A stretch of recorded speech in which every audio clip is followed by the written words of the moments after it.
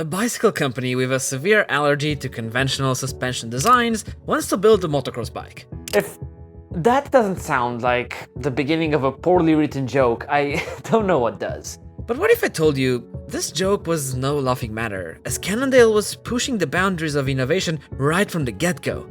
They were not just going to build a dirt bike, but flip the market on top of its head. You see, if there was a time to jump in as a new dirt bike manufacturer, the late 90s represented the perfect timing. On one hand, the four-stroke revolution was right around the corner, bringing with it a new era and philosophy to motocross. On the other hand, you had Cannondale, an American company with a stellar reputation for building mountain bikes and carefully crafting aluminium pieces. Look, if there was ever a chance for an outside manufacturer to jump into the cesspool, this was as good as it was going to get. If "do more" was a slogan free of copyright, Cannondale would have been all over it. They started with a CR250 aluminium frame, but didn't stop at copying it. Their metal magicians completely reworked the design and gambled on using aluminium at a time when motorcycles were still heavily steel-based. This resulted in a lightweight chassis that doubled as an internal oil reservoir. And the engineers didn't stop there, as the front frame cradle was detachable, built in such a way to facilitate taking out the engine. This also meant that, in case of damage, part of this chassis was easily replaceable. Since the engineers were working with a blank slate, they could also add another feature. Instead of recycling hot air from underneath the seat, they moved the intake right on the head tube. This hole would channel fresh, cold air right into the close-by engine intake system. The side effect is that the system got the looks of a female body part, but you can't deny the creativity of the design. Fuel storage represented another pain point the Cannondale engineers wanted to address, as they aimed at having the best weight distribution on the market. So they designed the tank in such a way that it sat right beneath the rider, lowering the overall center of gravity. But arguably, where Cannondale surprised everybody was in the power unit department. Initially, they picked an existing 450cc unit from the Swedish manufacturer Fohlen. On one hand, it was small and light, and the American team was on track to building a motorcycle weighing 7 kilos less than the YZ400F of its time. This unit also spared them the hassle of engine development, which would also help them reduce the costs of this endeavor. But good enough was not a part of Cannondale's vocabulary. Look, the Americans wanted to build a no-expense-spared premium motorcycle, and its engineers and test riders weren't that pleased with the initial Fohlen engine. Something needed to change, and that's when they decided to design their own power unit with the help of an American NASCAR motor manufacturer. The result? A 432cc four-stroke featuring a racing-style cassette transmission. They separated the motor oil from the clutch basket, thus ensuring the purest oil kept flowing through the engine's passages. Fuel injection was a big-ticket item on the list as well. With all these efforts, the engine delivered a solid hit of power in the mid-range and top end.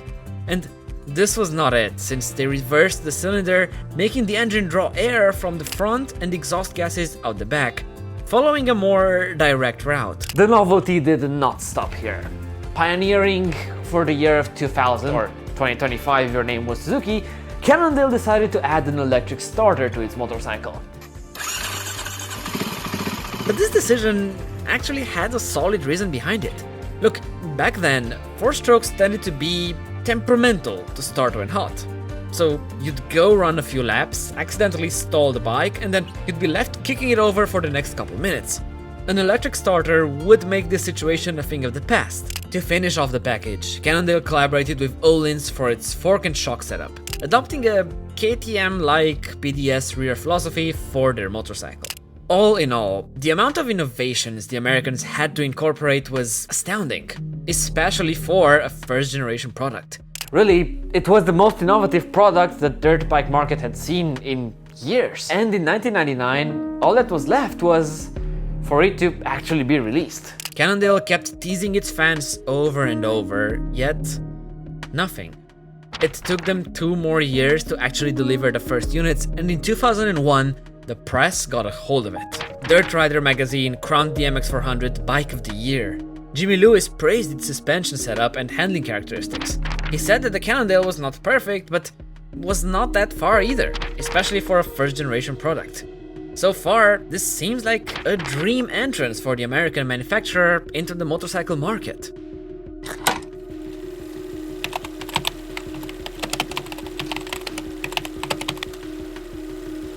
If there was a quote to perfectly sum up the Cannondale, this would have to be it. You see, most other reviewers heavily criticized the MX400. Motocross Action magazine completely trashed it, pointing every single little flaw it had, and there was plenty to point out. That plush suspension? In their eyes, the bike came heavily undersprung, offering a harsh feel in the middle of the stroke. And that e-start worked great when the bike was cold. But in the one scenario when it would have been of actual help in case of a hot bike, it never had enough speed and power to turn over the engine and start the machine. Now, that wouldn't be the end of the world. Most other bikes lacked a start button and people still happily kicked them over. But on the Cannondale, you couldn't. It had no Kickstarter. All in all, the lack of a kickstart was the least of this engine's problems. For one, that clever reverse cylinder design worked great on paper. In practice, Cannondale didn't realize that a short header and exhaust length was detrimental to the bike's power characteristics, and thus ended up with a motorcycle lacking any concept of low-end torque. And then there was the fuel injection.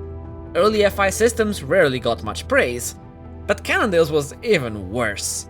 It featured big holes in its mapping, causing a choppy throttle, and when the bike's RPMs would drop, the MX400 had a tendency to flame out and stall. Sure, you could turn up the idle to combat this issue, except in that scenario, the bike would suddenly run away by itself, behavior described like having a kinked and stuck throttle cable. Adding insult to injury, the one greatest advantage of fuel injection was its adaptability to a wide range of conditions. From high to low altitudes, from low to hot temperatures.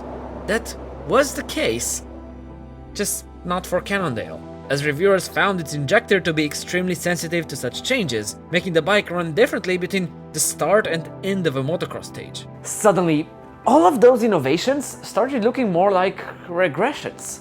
And the list is far from over. Remember that nicely centered fuel tank? Great idea, except for the fact that you had to remove it even for the most basic maintenance operations. Oh, and its shape resulted in the seat resting basically right on top of the tank. But probably the biggest, most ridiculous oversight is that infamous air intake. Earlier I mentioned them moving it to the front of the head tube in order to capture colder, fresher air. Sounds good in theory. Except there is a problem. The hole was simply too small. And with that, there was not enough air flowing in to allow the engine the chance to properly spool up. The engineers tried making it taller and wider, but at one point that design was severely compromising the structural rigidity of the frame, so they had to find another solution. Realistically, they had two options. They could go to a more conventional setup with an air intake under the seat, or they could add a second intake underneath the gas tank. I'll let you take a guess which path they ended up taking. Every Cannondale rider had two air filters to clean and maintain, and in getting to this second filter, you would have to remove the seat, radiator rings, and fuel tank. All this just to clean an air filter. Absolutely ridiculous. Oh, and even if you did, if you were to forget using Cannondale's intake covers when washing the bike, you risked getting fresh water into the air intake. If that's not bad design, I genuinely don't know what is. And the stupidity does not stop here. No, it goes even as far as its naming scheme. According to MXA, the only reason this model was called the lower number, 400, was because they had printed the stickers before finalizing the engine. And so, when the power unit was built, it ended up being 432cc, a better, higher number for marketing. But Cannondale had to stick with the MX400. I have no idea how executives, chief engineers, common sense people at Cannondale didn't put an end to this madness earlier. In their attempt at reinventing the wheel, it's like they patched the little holes in the road, only to create sinkholes right next to them. And when it comes to racing, that was a completely different debacle. Keith Johnson was signed as test and development rider, and in 2000, the team decided to make its first appearance at Mount Morris National. Since they were a new team, they had to qualify for the main race, and in the first round, they didn't. Not because they were slow, but because their prototype didn't actually start. Later on, Keith did manage to qualify, and on race day, the start was promising. For the first couple laps, the little-known Cannondale was running in third, showing great speed and control. Unfortunately, Keith ended up crashing a few times and overheating the bike in those muddy conditions. Oh, more tough times for Keith Johnson on the Cannondale. And the Americans had to retire. The factory decided not to race the second moto, as they were not sure of the extent of the damage done by the overheating.